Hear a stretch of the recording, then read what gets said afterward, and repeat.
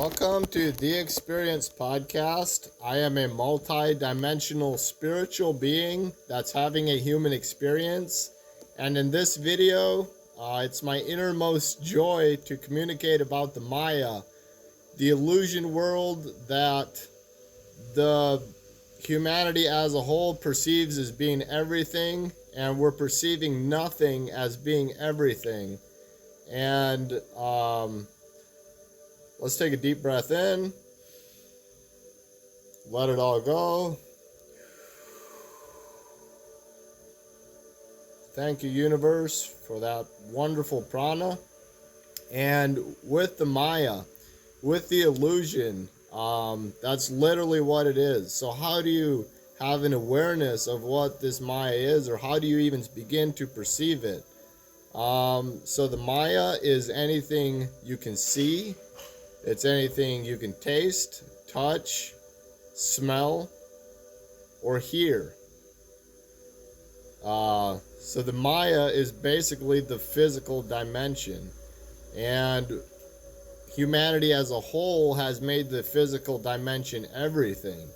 And it's something, but it's definitely not everything. And what is everything is love. What is everything is God. God and love are synonymous of each other. They're like the same thing.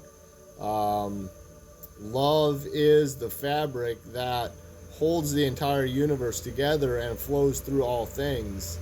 That is everything. And the illusion, the Maya, the physical, that is nothing. No thing. So there's this thing.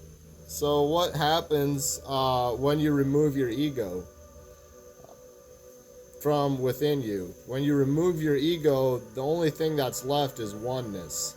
And the only thing that gets in between oneness through you is the ego. And the ego is edging God out. So when you can remove your ego, God can flow through. And also there's lots of talk of like multiple gods and multiple entities, and it's not that there's only one God, but that there is only God. Everything that you see, like everything in our experience is God. So like everything, the entirety of it is God. And that's a beautiful space to be at. And with looking through the lens of everything is God, everything that you look at has the potential to instill gratitude and peace and love and amazing states of being, because you're looking at God everywhere you look. With your eyes closed, you're experiencing God. It's everything. And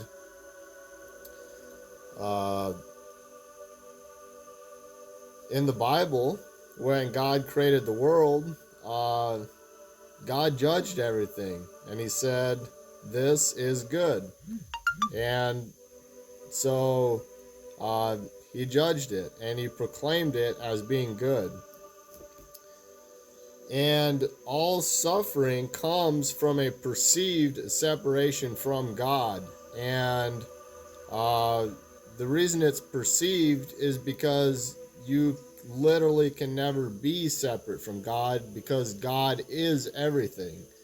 And we can create entire worlds with our ego where we perceive ourselves as being separate from God, but the reality is we're always connected.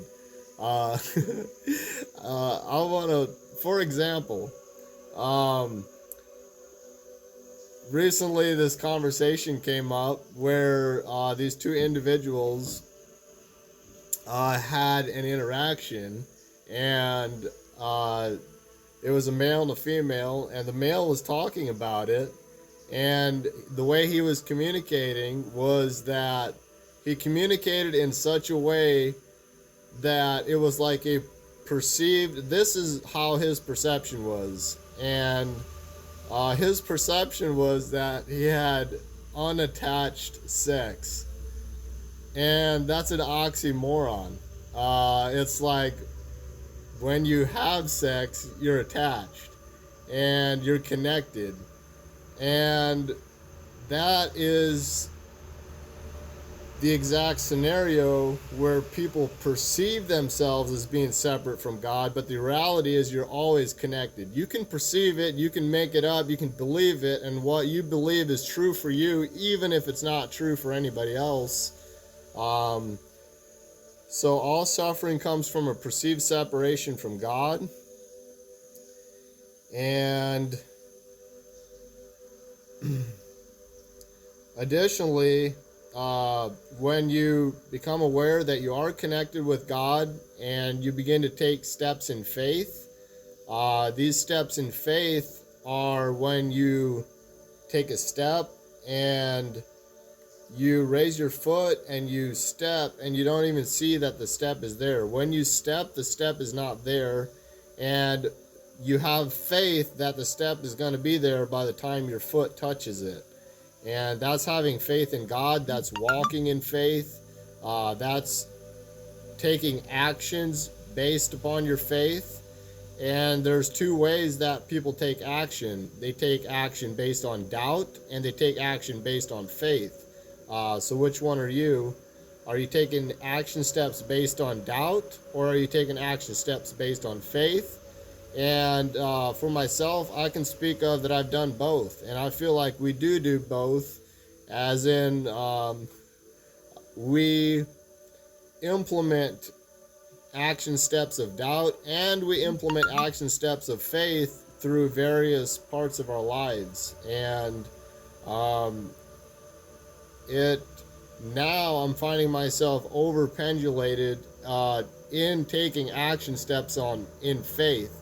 And it feels more comfortable, and it feels extremely uncomfortable to my ego, but to my spirit, to my essence, it feels natural. It feels like the right thing to do.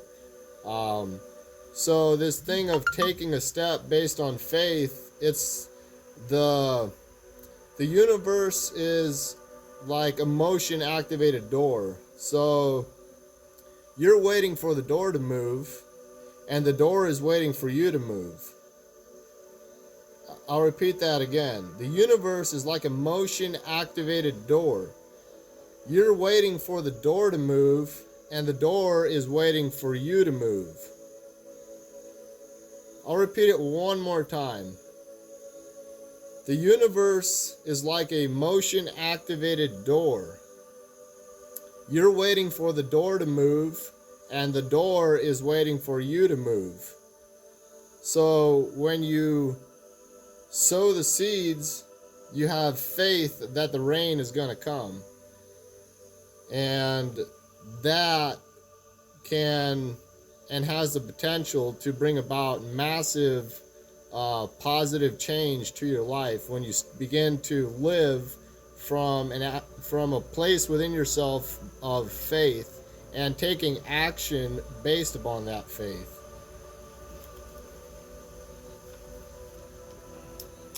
If God is everywhere, He is within you. So you're looking outside of yourself for God. Well, take a look inside of yourself. Start doing the shadow work. Start meditating and implementing practices to recognize God within you. If you don't see God everywhere, you don't see God anywhere. So, because God is everywhere. So if you don't see God everywhere, you basically don't see God anywhere. And additionally, when we look outside of ourselves, when I open my eyes and when I observe the world, the only reason that I would ever observe the world is to see what's going on in here.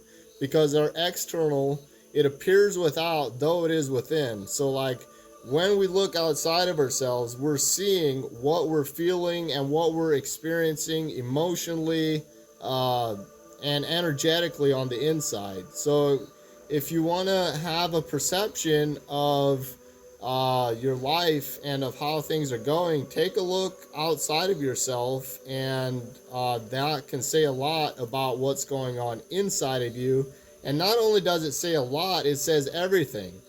The external is a reflection of the internal. So humanity right now, we're going through a phase where we're balancing our masculine and feminine energy. It's the channel and it's the flow. The channel is like a water hose or a conduit for water to flow through, and the conduit is the masculine. The masculine creates form. It creates these nice, neat walls where water can then flow through in the direction of the channel. And for myself, the majority of my life, I've been overpendulated to flow, to feminine energy. And each one of us has masculine and feminine energy within us. And depending on our upbringing, for example, if we had a weak father figure, which was the case in my upbringing, my father figure was more in the feminine energy and he was more in the flow, and through that I learned to be more in the flow, and had this, I didn't really have my masculine traits so ingrained, and I was more, and arguably still am, very much in the feminine flow way of living. And that's all great and dandy, except have you ever seen like water, like you just take a hose and you spray it on the ground, and you're not spraying it into a pond, you're just spraying it like on cement that's flat. What happens to the water? It just, it goes everywhere. And when you're overpendulated in the feminine, there's, the flow is turned on, the water's going, but it doesn't have any channels to flow through. So you may want the water over here, but because you don't have the channels, the masculine energy to balance it out, the water's just hitting the cement and just spreading out. So humanity as a whole right now, we're going through a period where we're balancing our masculine and feminine energies. And so with our external reflecting our internal, this is can be a great gauge for where you're at. And if you look outside of yourself and your environment is not upgrading, then your internal state is not upgrading. It appears without, though it is within. So as you begin to upgrade yourself from the inside out, your external reality begins to reflect what's going on in here. Everything is relationships. So what's your relationship to your health? What's your relationship to your wealth? What's your relationship to your brothers? What's your relationship to your sisters? What's your relationship to your coworkers? What's your relationship to God? What's your relationship to your community? What's your relationship to the world? And how you do anything is how you do everything. So take, for example, what's your relationship with money? When you take your relationship to money and you actually dial it in and you distinguish, all right, I have this amount of money and I feel this way about it. And money is something that is, it's a magnifier. And if you have a lack mindset and you have some money, this is going to be reflected in the money that you have. And do have something to add here.